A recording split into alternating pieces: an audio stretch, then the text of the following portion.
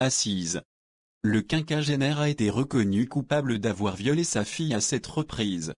Le père de famille jugé depuis lundi pour agression sexuelle et viol sur sa fille a été condamné à 10 ans de prison par la cour d'assises de Seine-Maritime, lire nos éditions de mardi. Il a été reconnu coupable d'avoir pendant 18 mois agressé sa fille, alors âgée de 14 ans, à 7 ou 8 reprises.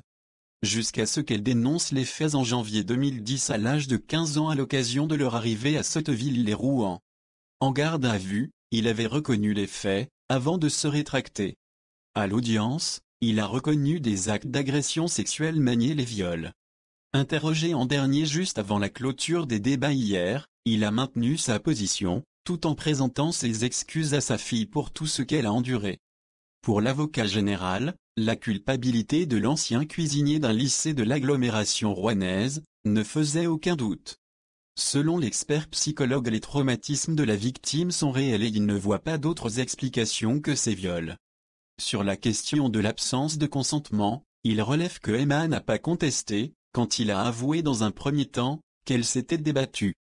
Pour le ministère public, l'adolescente a pu laisser croire qu'elle était consentante, mais c'était le schéma classique de la contrainte. Une jeune fille de 13 à 14 ans ne peut pas consentir à une relation sexuelle avec son père. Il a requis 10 ans de prison et 5 ans de suivi socio-judiciaire.